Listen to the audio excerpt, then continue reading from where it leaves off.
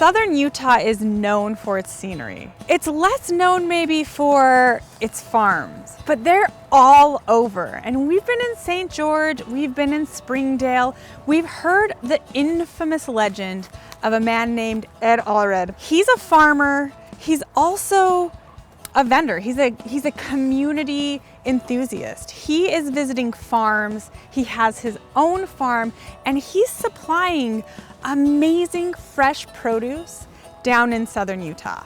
Are you ready to get inspired? Let's meet Ed. Ed, how are you? Hi, Katie. Tell us a little bit about what's going on here at Heirlooms Only. In 2015, I retired from a high-tech job, and I had gardened most of my life from my very early childhood, where my mother taught me how to garden. Particularly got interested in heirlooms. Looked up what an heirloom is. I'd tasted heirloom tomatoes and they were just fantastic. And I found out that what heirlooms are pre-1951 seeds. So any heirloom varietal is pre-1951? Pre-1951, Okay. in order to truly be an heirloom. And I decided I'm going to be a purist and I'm going to grow heirloom tomatoes. And then flash forward to 2020. Here we are. You have this massive scale farm that you're leasing the land to be able to grow all of these heirloom varietals. And I grow mainly heirlooms. There are a few early hybrids that I will grow. There's some special seeds that I found down here, and they're the onion seeds that I found that were brought into the Santa Clara Bench by original families that moved here back in the 1860s. What are they called? They're Weaver onions and San Joaquin onions. Okay. There's one I call a Santa Clara purple. Amazing. You really winter. have sort of broken your farmland gardens down into very succinct and important beds for different fruits and vegetables that you're growing. When you took over the land, it didn't have a great watering system from what I understand. That's right, and you used your engineering background maybe a little bit? Yes, an engineering background. I put these watering systems in place that have a 12 gallon per minute pressure reducer here. Yeah. And then I use drip lines, okay? And they're disposable drip lines. Yeah. These are some heirloom tomatoes that you've grown? Yeah, these are the residual that are left over from the season. During August, July and August, we're picking 200 pounds on one row. Jeez. Every 3 days, and they're great big tomatoes. These are the smaller residuals that are left. Wonderful. And you're selling these to over. restaurants, but you're also selling them online through an online market? Online, and also commercially, I sell them to all the Harmon stores. Where can people purchase them if they would want to purchase them online? Online at my store. I have an online store, and that's for local only, because we don't ship them out. And it's heirlooms-only.square.site. Okay, S-I-T-E. awesome. You're doing the whole entire process, so you're creating starters. You have this great little starter sort of shed that you've created. Seed shack, I call it. This is where you start the plants, you transfer them into the soil. What does the start shack give you that like a greenhouse doesn't? Okay. In a seed shack, what I do is I plant them 100 seeds per tray, okay? And I keep them in the seed house until they're about a half inch tall. Yeah. And then I start moving them out into the sun every day and back in every night. Ed, I would love to taste something from your garden. Oh, wow, I've still got some residual stuff. There's these, but I've got some bumblebees. And can I pick some and eat some? Yes. Oh, I'm so excited. Let's go pick some. Yeah, lead the way. Okay.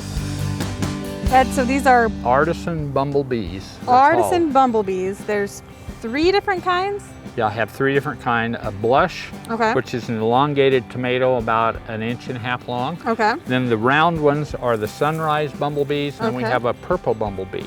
A purple. And we I pick them and mix them together and call it an artisan tomato mix, bumblebee mix, and that's what the restaurants, they love these. Okay, this is amazing. This is one of my favorite things to do, is to eat fresh produce right off the vine. I'm like, I don't even need to wash it. So there's this one.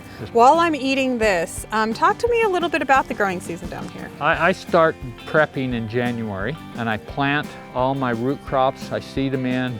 and I plant the root crops in February, about mid-February, and it varies a little on each season depending on how much it's raining and so on. Those root crops will come on in May, and so I start actually delivering to the restaurants in late May. Okay. And all through June, and then the root crops finish up about mid-July. Now those are beets and carrots and onions. And then I replant those in late July, and then they come on again in August, late August and September, take us through September. Community building doesn't stop here at your farm. You're actually sourcing from another local farmer who has a really unique family history with onions. You're going to take me and the team and introduce us to Leo. Leo Tobler, yes. Okay, let's head over there and meet up with Leo, should we? Okay.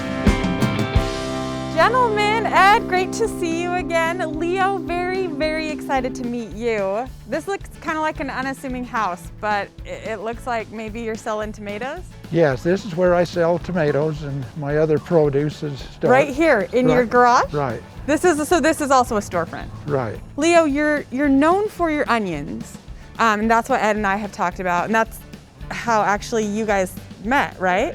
These Weaver onions were produced right here in Washington. A guy by the name of Mel Weaver. Okay. In 1918, pollinated this onion from a white onion and some kind of a red onion, I'm not sure, and that's how these Weaver onions come to be. They're dating back from 1918. 1918. I mean, that's amazing, and it's pretty extraordinary that you're able to keep this strain of onion alive, and there's very, very few places that you can get it. You have sort of an orchard in back, is what we understand. Right. Yeah, could we go take a look? Sure. Okay, let's do it.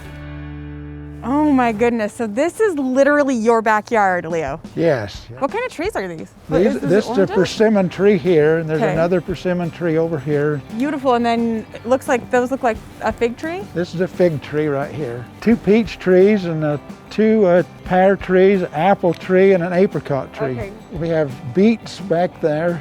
Okay. And potatoes. Potatoes did real well. Yeah. And I have cantaloupes and watermelons, and I kind of alternate. We plant the same crop about every 3 or 4 years. Okay. And it's better for 5. So The storefront is open. we start towards the end of June. Okay. And usually make it clear through till Labor Day. Now, your farm is sort of like a hidden secret. So if you know about the storefront, you know about the storefront. If you don't, then you can always contact Taste Utah, info@tasteut.com, to get the insider info of how to purchase those types of products. Leo, I want to get into the onion story, and I want to talk to you about how long you've been farming and how you got your hands on these amazing varietals. Can we go visit the farm across the street? Sure. We're not even going to get in our cars. We're literally just going to walk across the street. Leo, you're a 4th generation farmer? Yes, that's correct. My great-grandfather was some of the first ones to move to Santa Clara, and he farmed there. And so they've been here, and then my dad farmed, and now I do So it. you've just planted basically what we'll call starters for next season's harvest. And what kind of onions have you planted? Okay, I planted the Weaver. Okay. That's my best seller. And then I planted... These ones? Right. Okay. And I've planted San Joaquin. Okay. And they were an onion that was brought from the San Joaquin Valley. And they're that yellow onion. This one? And also I grow a Texas sweet that and I Okay. get that seed from Texas. And then I plant another This seed in February, and that's called Utah sweet onion. So and that that's, comes from northern Utah. it's a lot of work. So you're talking about planting. When will you be pulling these onions out of the ground? About the 1st of February. So I buy them. I come over and buy them in 50 start bundles, and I'll Okay. buy a couple thousand from Leo. Okay. I'll take them to my garden in Santa Clara. It depends on the year. Some years you can start sometimes close to the middle of January. Other years it's the 1st of February or a little after. It just depends on the year. You just Yeah. can't go from one year to the next. Leo, tell us the process. So basically you have this extraordinary hand What is this? This extraordinary machine, but it's like not a machine. It's called a Plant It Junior. It has different plates. You can change the setting of what kind of seed you're going to plant. The seed will drop through. You get so many seeds per foot. I got this from a neighbor. His dad had it, and he didn't know what to do with it. Leo, Ed, this has just been so extraordinary. Ed, you've introduced us to so many people, and your community is just so vast. Just so grateful to both of you for your time, and just thank you so much for feeding us. Thank you. You're welcome. Thank you very much.